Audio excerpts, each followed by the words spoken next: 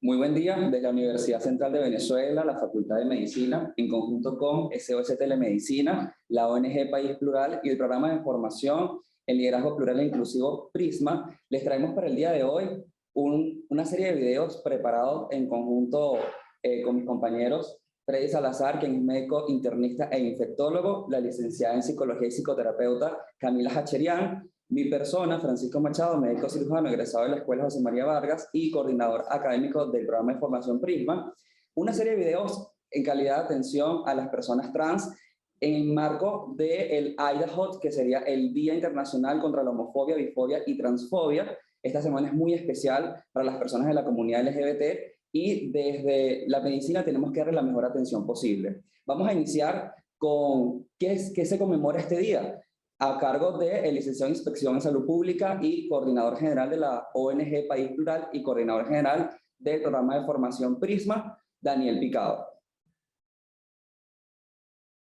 Desde la Facultad de Medicina de la Universidad Central de Venezuela, hoy vamos a venir a hablar sobre el Día Internacional contra la Homofobia, la Bifobia y la Transfobia. ¿Por qué nace este día? ¿Cuál es el objetivo? ¿Qué propósito hay detrás de celebrar un Día Internacional contra estas tres causas que afectan la vida y desenvolvimiento de muchas personas a nivel mundial? Lo vamos a saber hoy. ¿Por qué nace el 17 de mayo el Día Internacional contra la Homofobia, Bifobia y Transfobia? En el año 1990, la Organización Mundial de la Salud elimina de su libro de trastornos mentales y del comportamiento la homosexualidad. Y en este año, muchísimas personas adeptas al movimiento LGBTIQ se apropiaron y empoderaron de esta causa.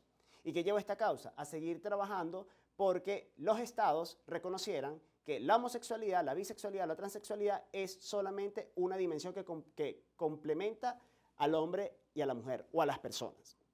Entonces, entender este concepto dio paso a que muchísimas personas se incursionaran en el activismo e incidieran públicamente para poder lograr de que todos los países a nivel mundial puedan reconocer que se tiene que trabajar por erradicar la homofobia, la bifobia y la transfobia en su territorio. Entonces, en el año 2004, en París, se generó una idea para que los estados que estuviesen muy a favor de esta causa pudiesen acompañarla de una manera mucho más protagónica. ¿Y qué pasó? En el año 2005 se conforma el comité IDAHOT, que es el comité para la celebración o la conmemoración del Día Internacional contra la Homofobia, Bifobia y Transfobia. Entonces, acá en esta ocasión muchísimos países se sumaron a esta iniciativa, inclusive países donde los regímenes son muy complicados y muy coercitivos. La sociedad civil salió a defender esta causa y a instar al Estado y a sus instituciones y funcionarios a que se sumaran en reconocer estos derechos para todas las personas sin ningún tipo de discriminación. Entonces, ¿esto qué trae como consecuencia? Trae como una consecuencia positiva el hecho de que es un motor para nosotros los líderes y activistas de la comunidad en seguir fomentando esta causa que es una causa justa, que es la igualdad de derechos ante la ley. ¿Y cómo lo hacemos? A través de visibilizar, a través de educar, de empoderar y de generar participación en todas las personas. Porque acá no estamos pidiendo privilegios, sino iguales derechos para todos. ¿Por qué conmemoramos este día? Este día se conmemora porque es un motor que impulsa a los movimientos LGBTIQ y aliados a sumarse en esta causa. ¿Y cuál es esta causa? La igualdad de derechos ante la ley. ¿Y cómo se puede traducir esto siendo una celebración o una conmemoración a nivel internacional en unas causas centralizadas que guíen de una manera orientada y muy específica a todas las personas de la comunidad LGBTIQ a nivel mundial? A través de campañas. La campaña de este año es una campaña que involucra nuestros cuerpos, nuestra vida, nuestros derechos. Nuestro cuerpo involucra el hecho de que cada persona es libre de hacer o no lo que quiera con su cuerpo. Nuestra vida, poder vivir en libertad y con la mayor dignidad posible. Y nuestros derechos, porque tenemos el derecho de vivir con todas las garantías que el resto de las personas tienen, sin importar cuál sea nuestra orientación sexual, nuestra identidad de género, expresión de género o cuerpo diverso. Estas variables no tienen que ser una limitante que verdaderamente restrinjan a una persona a disfrutar su nivel más alto de calidad de vida posible.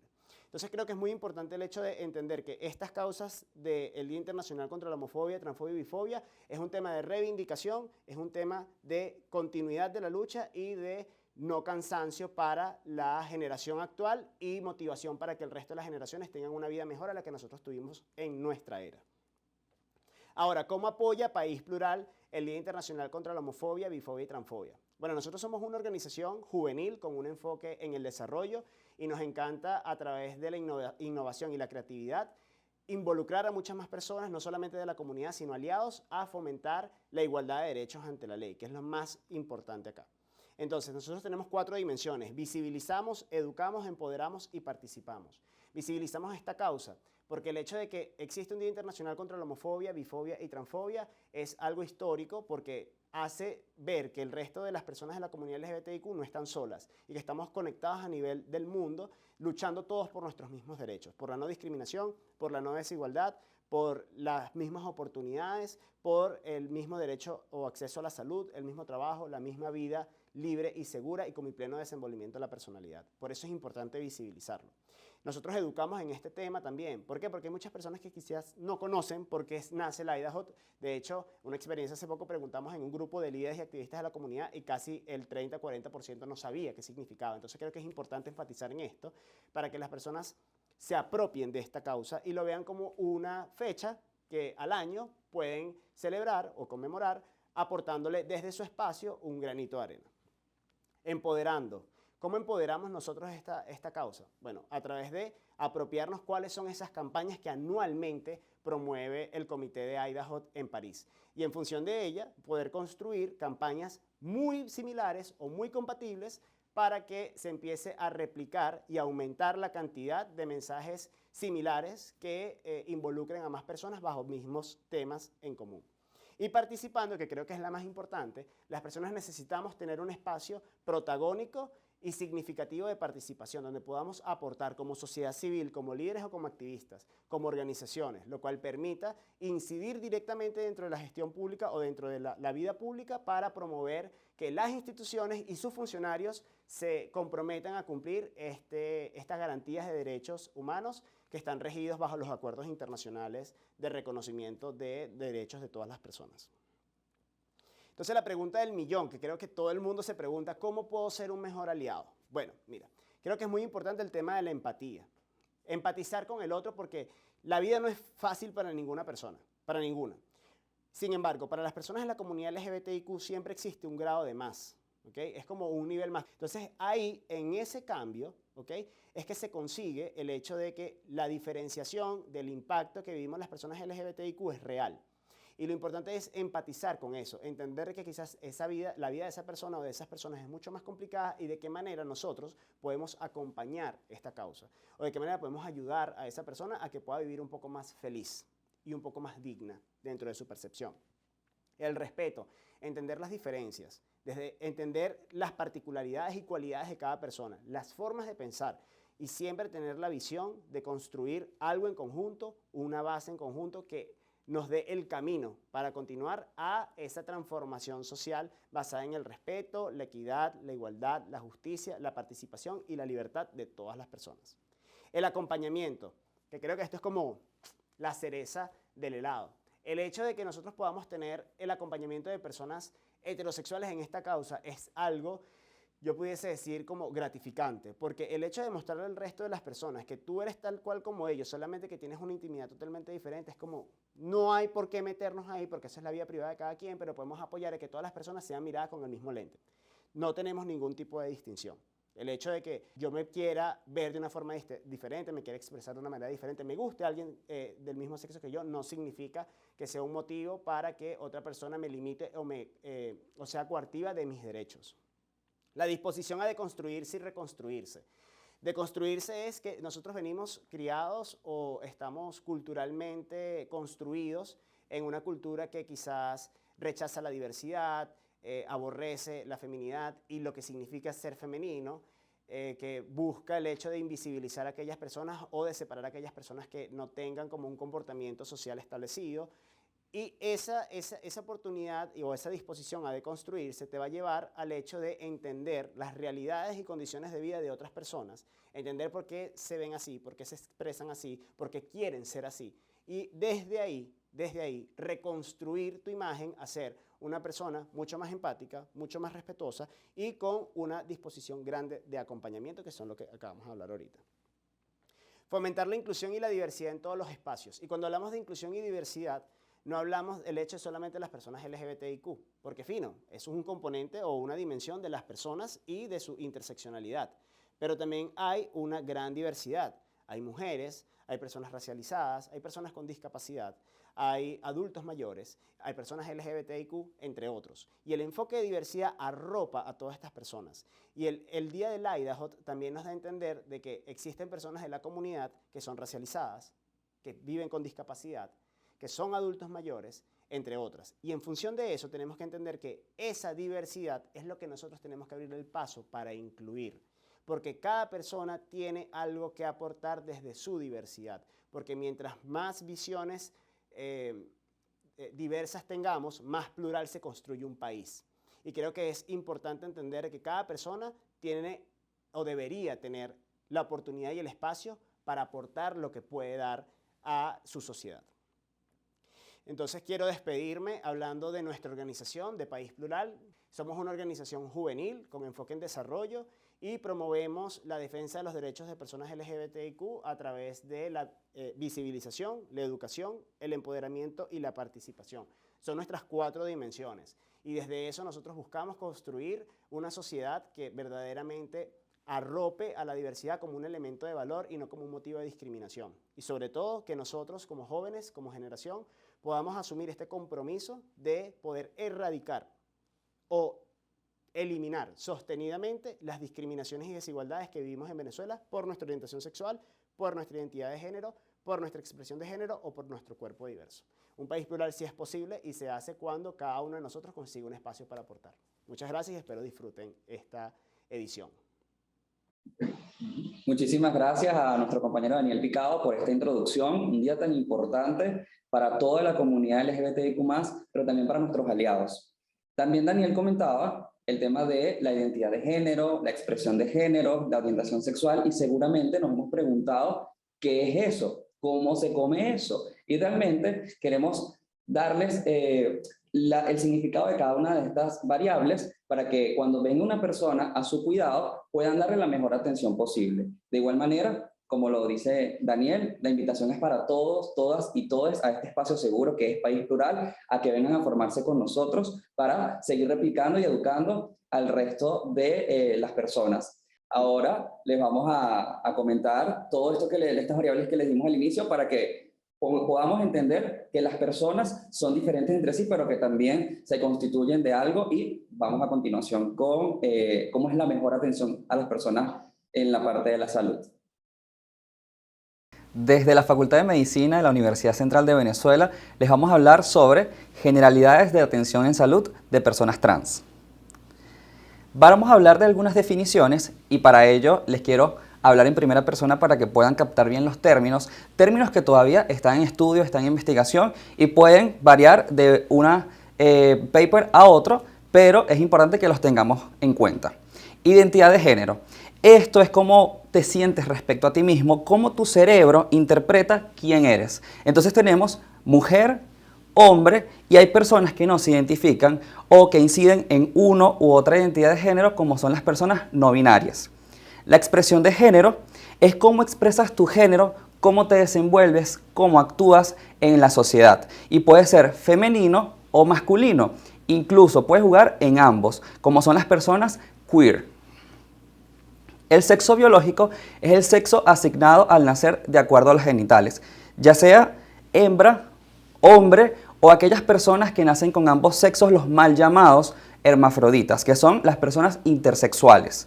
La orientación sexual es el término que caracteriza el patrón de atracción romántica o sexual hacia otras personas, independientemente de su identidad de género, como puede ser la persona heterosexual que se siente atraída por el sexo opuesto o la persona homosexual que se siente atraída por el mismo sexo.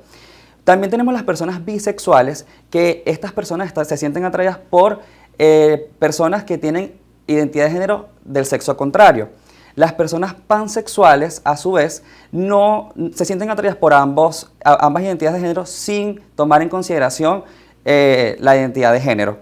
Y las asexuales son personas que pueden no sentirse atraídas de cierto grado u otro hacia ambas identidades de género, pudiendo ser las demisexuales o las grisexuales de acuerdo a la capacidad de atracción de uno u otro género. La persona cisgénero es aquella que se corresponde con su sexo y su identidad de género de esta persona. Las personas transgénero son aquellas que no se sienten correspondidas su género de acuerdo al sexo. Es por ello que tenemos los términos variabilidad de género, donde las personas sienten cierta incomodidad de acuerdo a los roles sociales adaptados, pero no necesariamente caen en disforia de género, que son aquellas personas que no se sienten compenetradas o se sienten inconformes, incómodas con la identidad de género de acuerdo al sexo asignado al nacer. Todas las personas transgéneros pasan en algún momento por la disforia de género. De acuerdo a la epidemiología, como les comenté al principio, no ha sido totalmente estudiada esta población o es muy complicado estudiarla de acuerdo a parámetros sociales, culturales. Aún así, se reportan que 25 millones de personas en el mundo se identifican como transgénero, lo que corresponde al 0.5 de la población mundial. En un radio de 3 a 1, de acuerdo a cada 3 mujeres transgénero, hay un hombre transgénero. Entre las opciones de tratamiento médico se encuentran cambios en la expresión y rol del género para que estas personas incidan en el género contrario por si se sienten cómodas, pudiendo superar la disforia de género o tomando en consideración que no se sienten conformes con ella. Terapia hormonal para feminizar o masculinizar el cuerpo, cirugías para cambiar las características sexuales primarias o secundarias. Y la psicoterapia, no solo para la persona, sino también para su grupo familiar o social donde se desenvuelve la persona. De acuerdo al apoyo social, tenemos recursos, grupos u organizaciones de apoyo entre pares, ya sea en persona o en línea, para así tener este grupo de drenaje para que estas personas se sientan cómodas. Recursos de apoyo a las familias, al grupo social donde se desenvuelven estas personas transgénero, ya sea en persona o en línea. Terapia de voz y comunicación para ayudar a la persona a comunicar de manera verbal o no verbal de acuerdo a su identidad de género. Depilación a través de electrólisis, tratamiento con láser o depilación con cera. Fajamiento o relleno de pechos, ocultamiento genital o prótesis de pene, relleno de caderas o glúteos. Cambios de nombre y la mención del sexo en los documentos de identidad o en la parte social, ya que en nuestro país todavía no hemos incidido en esta materia legal. Para finalizar, les dejo mis redes sociales para seguir aprendiendo en conjunto y nunca olviden que el género está acá y no acá, pero también las personas están acá, y es por ello que cuando tengamos y reconozcamos a todos por iguales, vamos a poder brindar una mejor atención en salud a todas las personas. Bien, ya habiendo definido, vamos a incidir o a profundizar cómo se puede dar la mejor atención en salud a las personas trans, específicamente en la reafirmación del género, a cargo de nuestro compañero el Dr. Freddy Salazar. Bueno, muchísimas gracias. Vamos a hablarles en la siguiente ponencia acerca de la terapia de afirmación de género, muy específicamente de lo que es la afirmación hormonal. Así que espero que lo disfruten.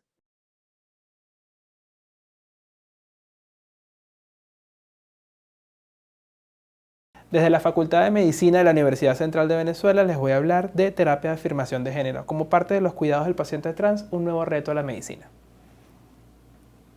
La terapia hormonal de afirmación de género para adultos trans tiene dos objetivos fundamentales que se llevan para disminuir la disforia. El primero es reducir los niveles endógenos de hormonas sexuales para así disminuir las características sexuales de estas personas asociadas a su sexo biológico o a su sexo asignado al nacer. Por ejemplo, si es un hombre o varón que va a hacer la transición hacia mujer trans, tiene que disminuir las hormonas de testosterona. Adicionalmente, tenemos que reemplazar estas hormonas con hormonas consistentes a su identidad de género. Es decir, no solo vamos a disminuir la testosterona, sino colocarse estradiol. En el caso de las mujeres trans, que les voy a hablar, el desarrollo mamario, se va a ver un botón mamario, rara vez llega a ser copa D o copa C, pero muchas mujeres trans disminuyen la disforia. De no ser así, podemos ir a mamoplasia de aumento. Este efecto máximo se ve de 2 a 3 años. Dentro del sistema reproductivo hay disminución del tamaño de la próstata, atrofia testicular y disminución de lo que vendría siendo el conteo espermático, con un efecto máximo a los 3 años. Dentro del cabello vamos a tener disminución de la calvicie con disminución del patrón masculino, con más aumento de la cantidad de cabello. Esto va a ser inicio de 1 a 3 meses. En la voz no vamos a tener cambios, por lo tanto, si eso le produce disforia a la persona o a la mujer trans en este caso, debe ir tanto a foniatría o en algunos casos a otorrinolaringología para corregir. La composición corporal es uno de los grandes cambios, va a haber una disminución de la masa y fuerza muscular y un aumento de lo que vendría siendo la grasa visceral con una redistribución de la grasa. Esto nos va a conllevar aumento del riesgo cardiovascular en algunos pacientes o personas trans que tenemos que vigilar como médicos. Este efecto máximo se ve de 1 a 3 años después del inicio del tratamiento. Dentro de la piel va a haber disminución del sebo y por lo tanto disminución del acné. Y dentro de la salud sexual, que es una de las cosas que hay que explicarle a las mujeres trans, es que van a tener una disminución de la libido y que esto es más o menos normal y es muy marcado en los primeros meses y comienza a aumentar un poco después del año, pero que siempre va a persistir una disminución de libido como lo era previo al suceso asignado al nacer de varón. La terapia hormonal que utilizamos normalmente es terapia con estrógeno. Esta terapia tenemos estradiol oral, como es el caso del valerato de estradiol, que es de 2 a 6 miligramos la dosis y que es el que debemos utilizar. Existen otros estradioles que más comúnmente utilizamos, como el etinilestradiol o estrógenos conjugados, que esos aumentan el riesgo de enfermedad cardiovascular y adicionalmente no se pueden medir de la misma forma o no es fidedigna la medición y no podemos llevar un control adecuado. Existen métodos transdérmicos, los cuales son muy buenos, son parches que pueden mantener niveles más importantes y adicionalmente, aparte de ser menos dolorosos, porque la inyección o que la parte transdérmica no afecta el primer paso hepático. Aquí lo que lo diferencia o lo que lo hace más difícil su ubicación es que no se comercializan fácilmente en Latinoamérica y que son bastante más costosos. Y en el caso de la vía parenteral podemos utilizar tanto el valerato como el cipionato a dosis de 5 a 30 miligramos intramuscular cada 2 semanas. La terapia con antiandrógenos lo que utilizamos es para disminuir las hormonas propias del sexo biológico. Utilizamos espironolactona, que tanto disminuye los receptores, o sea, es un antagonista de los receptores de andrógenos y es un agonista de los receptores de estradiol y de progesterona. Por lo tanto, tiene un efecto positivo para lo que vendría siendo la terapia hormonal que estamos utilizando. Si lo utilizamos solo, podemos utilizar la dosis de 100 a 300 miligramos, pero normalmente lo utilizamos con las hormonas, por lo tanto, intentamos que sean dosis más bajas. Tenemos también la opción de ciproterona, el cual solamente es antagonista de los receptores de andrógenos, y tenemos el agonista de GnRH que se utiliza fundamentalmente en la adolescencia y que hay poca evidencia que tenga alguna funcionalidad en los adultos. Dentro del monitoreo que debemos llevar en las mujeres trans es evaluación cada 3 meses durante el primer año y luego de 1 a 2 veces al año. Debemos medir las hormonas, tanto testosterona como estradiol, para que tengan un nivel basal con respecto a la mujer cis. En las personas que estén con espironolactona tenemos que estar pendientes de evitar las alteraciones hidroelectrolíticas consecuentes a este fármaco. Adicionalmente, si utilizamos otro como ciproterona, tenemos que estar pendientes de que no supere la dosis de 10 miligramos para evitar meningiomas, que es una de las complicaciones que vemos en esto.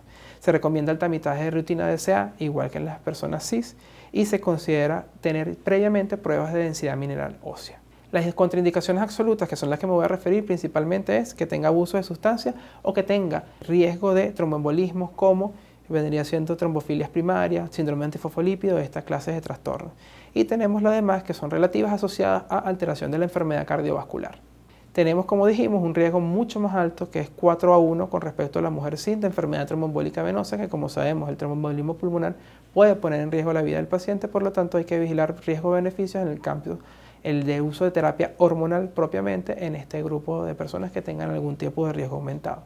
Y dentro de otras reacciones adversas tenemos la macroprolactinoma y otros efectos menos importantes asociados fundamentalmente a la salud cardiovascular, que es lo que ya he hablado anteriormente.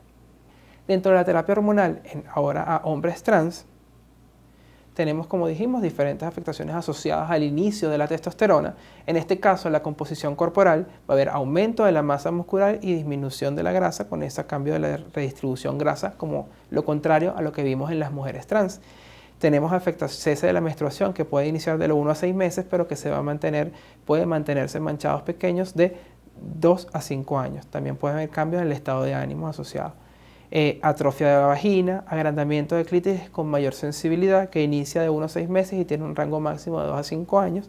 Y aquí sí vamos a tener una alteración en la voz positiva, que un engrosamiento de la misma, que esto se va a ver de 3 a 6 meses y su efecto máximo va a haber de 1 a 2 años, entonces tenemos menos necesidad de foniatras y otorrinolaringólogos en estos grupos de personas.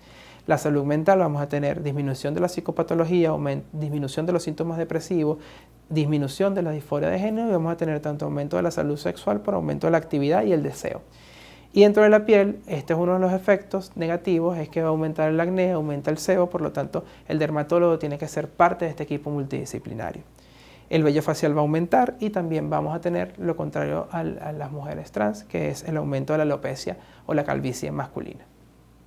Podemos utilizar 2 tipos de testosterona fundamentalmente según las guías internacionales, que son la parenteral y la transdérmica. Dentro de la parenteral intramuscular tenemos la testosterona, el enantato de testosterona, que es uno de los que más utilizamos en el país, que viene en ampollas de 250 miligramos. Utilizamos dosis de 100 a 200 miligramos cada 2 semanas, o podemos utilizar dosis de 50 miligramos, pero no vía intramuscular, sino vía subcutánea, semanal. El defecto es que vamos a utilizar más ampollas, ya que esta no la podemos guardar para utilizarla semanalmente, sino que la ampolla que trae 250 miligramos tenemos que sacar los 50. Dentro de otras opciones tenemos un tecnoato de testosterona, el cual tenemos el problema de que es más costosa. Y la testosterona transdérmica, que son dosis más bajas, utilizamos en personas con factores de riesgo de los que les hablé anteriormente o que no necesiten tantos cambios. Utilizamos el gel de testosterona o parches transdérmicos, que son, como ya hemos dicho anteriormente, más difíciles de conseguir y más costosos. Dentro de los riesgos asociados tenemos la eritrocitosis, con un hematocrito mayor a 50% producido por el aumento de la testosterona, sobre todo a niveles suprafisiológicos, y el riesgo de efectos cardiovasculares y disfunción hepática, que son las cosas que tenemos que vigilar dentro del monitoreo. Dentro de las contraindicaciones, si la persona está embarazada, evidentemente no podemos iniciar en ese momento la terapia de afirmación de género. Si la persona tiene una enfermedad coronaria activa, cáncer activo, eritrocitosis marcada activa, una disfunción hepática o que abuse de sustancias. Y las otras son fundamentalmente relacionadas a migrañas que sean refractarias a tratamiento y a enfermedad cardiovascular o alguna disfunción hepática menor. Dentro del monitoreo tenemos que seguir a estos pacientes cada 3 meses durante el primer año y luego 1 o 2 veces al año dependiendo del control.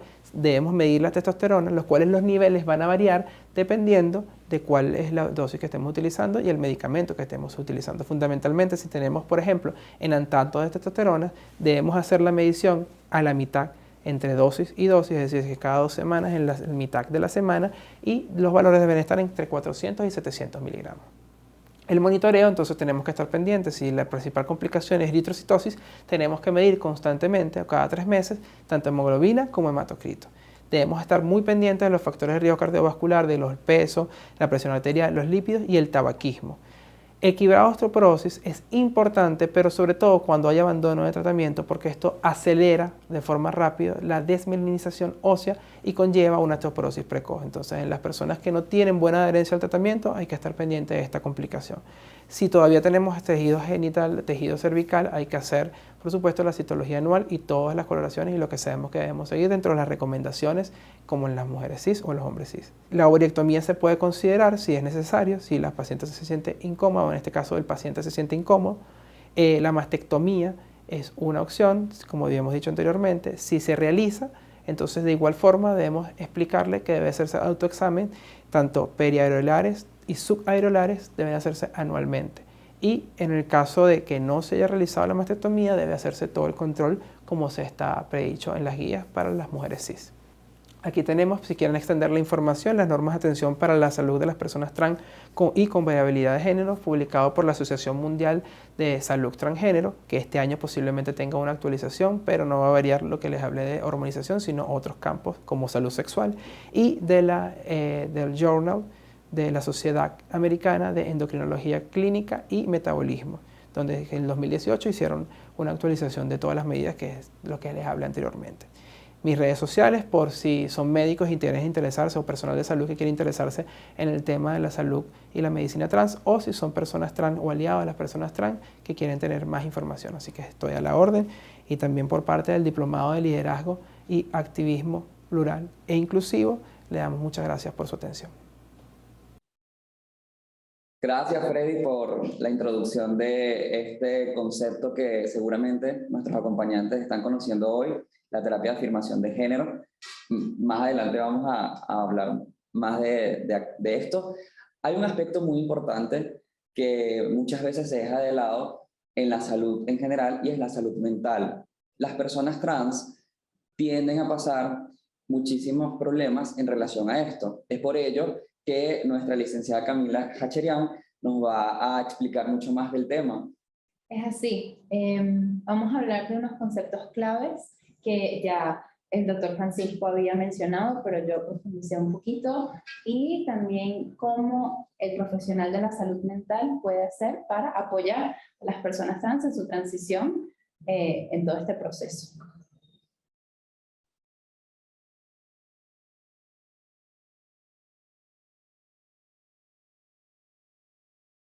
Desde la Facultad de Medicina de la Universidad Central de Venezuela vamos a tratar el tema de salud mental en personas transgénero. Bien, primero quisiera comenzar con unos conceptos claves. ¿Qué es la individuación?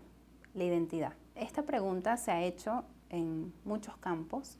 En la psicología siempre está el debate de si fue el ambiente o es la genética que crea a la persona.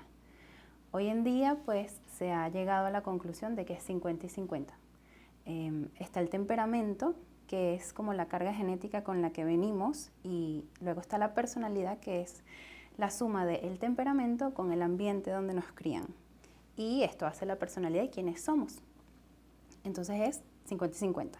Identidad conforma de una manera consistente nuestros gustos, lo que nos gusta hacer, todo esto. Ahora, el género. El género son los atributos que se nos dan y se nos asignan al nacer. Es decir, uno nació con una vagina o con un pene, se te asigna atributos femeninos o masculinos.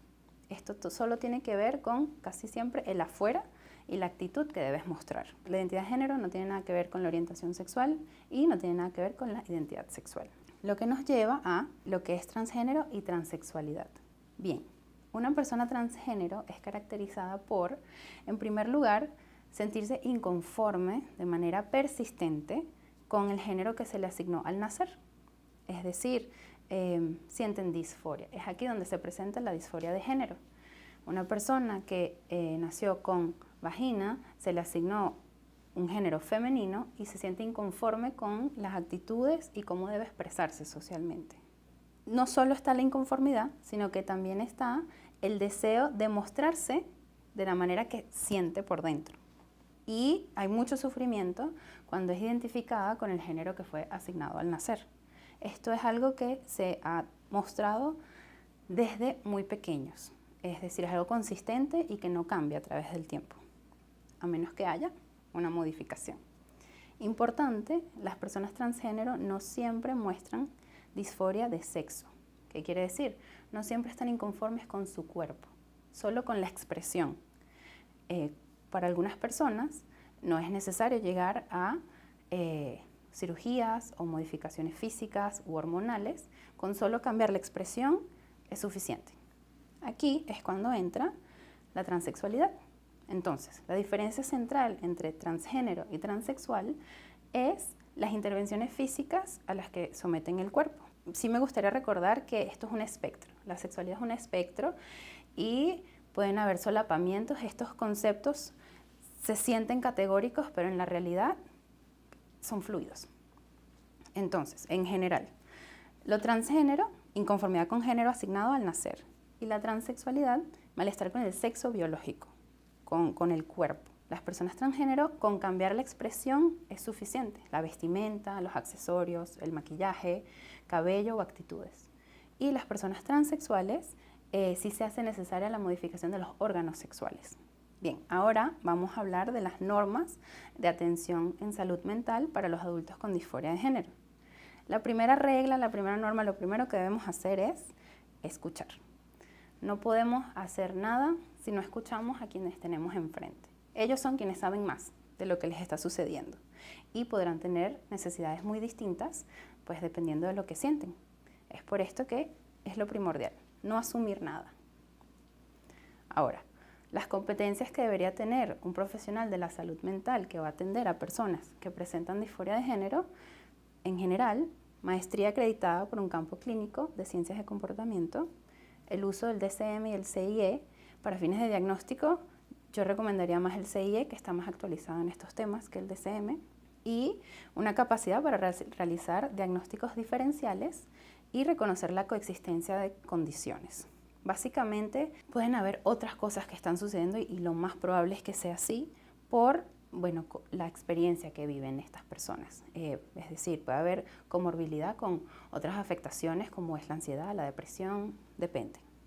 Debe haber una capacitación psicoterapéutica y, como en todo, educación continua. Deben seguirse formando y seguir escuchando porque este campo es relativamente nuevo en su estudio, no en su existencia.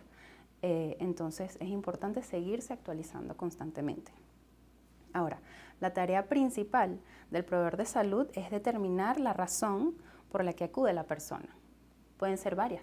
Puede ser por psicoterapia propia, es decir, para aclarar cómo se siente, hasta dónde llega su disforia de género, o porque necesita una evaluación y derivación para realizar algún procedimiento.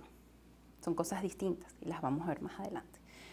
También pueden venir por apoyo psicológico a familiares, es decir, no a ellos, sino a quienes los rodean. Entonces es muy importante ver el motivo de consulta. Veamos evaluación y derivación. Lo que se debe hacer es evaluar la disforia, hasta dónde llega, cuál es el impacto que ha tenido en la vida de esta persona, sus sentimientos, y hacer una historia clínica de ver en todas las áreas cómo se ha ido desarrollando esta disforia de género, qué limitaciones le pone a su vida, qué impacto ha tenido el estigma de tener esta disforia de género y qué disponibilidad tiene de red de apoyo. También hay que proporcionar información. La persona debe realizar una decisión plenamente informada. Para esto debe tener toda la información disponible. ¿Cuáles son las consecuencias que pueden haber de manera social, financiera, psicológica, sexual, laboral, familiar? Todas estas son muy importantes discutirlas con la persona para que esta persona pueda saber qué hacer, qué quiere. Y lo que mencioné anteriormente, diagnosticar condiciones coexistentes que pueden haber, que es muy probable que existan: ansiedad, depresión, autolesiones. Si esta persona tiene una historia de abuso de alguna manera, ver cómo esto ha impactado. Esto es preferible hacerlo antes de la transición, pero si no, en simultáneo. Y también lo más importante es evaluar la elegibilidad que tiene esta persona para derivarse a una intervención médica o una terapia hormonal. Esto se puede poner un poco difícil porque es como darle permiso a esta persona de hacerse intervenciones en su propio cuerpo.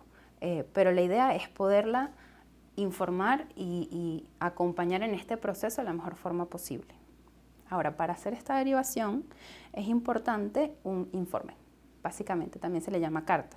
Lo que debe contener este informe es características generales de identificación de la persona, los resultados de la evaluación psicosocial que se hizo, la duración de la relación terapéutica y el tipo de evaluación que se hizo y el tipo de terapia, si se hizo.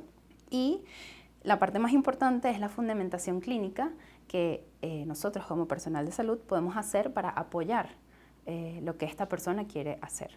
Es decir, mostrar todos los síntomas que tiene esta persona para poder darle apoyo, ¿no?, en su transición. Y muy importante, el consentimiento informado de esta persona. Importante, para la cirugía genital es necesario 2 informes de 2 profesionales distintos que hayan hecho su evaluación de manera independiente. Ahora, con psicoterapia, la evaluación es necesaria, lo que hablé antes, pero la psicoterapia no. Esto depende de la persona totalmente. Si la persona no siente ningún tipo de confusión, de necesidad de acompañamiento, no se hace psicoterapia. Se le ofrece y la persona decide si lo hace o no. El objetivo de la psicoterapia es maximizar el bienestar psicológico. Hay algo que se llaman síntomas ecodistónicos y egosintónicos. Pueden saber de ellos. Básicamente, egodistónico, no me siento cómodo. Es un problema para mí. Egosintónico, no me molesta. Puede molestarle a los demás, pero no a mí. Entonces, con esto es que trabajamos. Si la persona tiene síntomas egodistónicos, se le ofrece la psicoterapia y la oportunidad de trabajar. La psicoterapia puede ser útil para aclarar y explorar la identidad y el rol de género pues, que ahora está tomando. Y realmente, como dije antes, es un espectro. ¿Hasta dónde quieres llegar? ¿Con qué te sientes cómodo? Hay que abordar el impacto del estigma hasta dónde llega esto, cómo se siente, y el acompañarlos en la transición. También se puede ofrecer psicoterapia a la familia o a los familiares, que es distinto. Terapia familiar, toda la familia viene a la sesión y juntos revisamos qué está pasando. Apoyo a los familiares es terapia individual para el familiar. Y muy importante, el seguimiento a lo largo de la vida. Muchísimas gracias, Camila, por esta explicación tan importante, que muchísimas veces la salud mental la dejamos de lado y creo que es el génesis de todo para entender a las personas trans. Esperamos haya sido de su agrado esta serie de videos en conmemoración del IDAHOT en el marco de la atención en salud a las personas trans. Si tenemos alguna pregunta en relación a este tema, estamos totalmente a disposición para poder conversar sobre ello. Bueno, en el chat no hay ninguna pregunta por ahora. De todas formas, bueno, muchísimas gracias a todos por su participación, a los ponentes del día de hoy. Es una actividad para visibilizar y para educar. En medicina hace falta que entendamos la importancia de la atención de salud a las personas de sexo diverso e identidad diversa, porque son personas y cada vez vamos a tener una mayor incidencia de terapias de transición, de afirmación de género. En países como Holanda, la proporción de consultas son cada vez mayores. En México hay listas de espera hasta de 6 meses para terapias de afirmación de género. Por lo tanto, vamos a tener más pacientes desde el punto de vista de pacientes, con las complicaciones, con la mala herencia, etc. Y así podemos estar todos entrenados para ver qué es lo que podemos hacer desde ese punto de vista para evitarlas. Uno, prevenirlas, y dos, si las ocurren, saber cómo tratarlas adecuadamente. O sea, que yo creo que esto es importante que se visibilice y que en el campo de salud, gracias a ustedes, tengamos una mayor educación acerca de estos temas. Creo que eso es lo más importante, Freddy, el hecho de la educación, invitarlos a todos a seguir formándose en esta área, porque cuando entendamos que hay que reconocer a todos, a todas y a todos, vamos a poder brindar la mejor atención. Y eso es lo que queremos como equipo multidisciplinario para brindar lo mejor hacia las personas que acuden a nuestro cuidado y a la atención en salud. Es así, como dijeron mis dos compañeros, este tipo de cosas tenemos que aprenderlas, porque si no creamos el conocimiento nosotros, no lo vamos a conseguir en ningún otro lado. Es muy importante atender a estas personas de una manera integral. Médicos, nutricionistas, psicólogos, psiquiatras, todos somos necesarios e importantes. Y bueno, estoy muy agradecida de haber formado parte de estos talleres desde la Facultad de Medicina de la Universidad Central. Creo que ha sido increíble. Muchísimas gracias. Muchísimas gracias por acompañarnos el día de hoy. Espero sea de su disfrute total esta serie de videos que van a estar colgados en la página de SOS Telemedicina.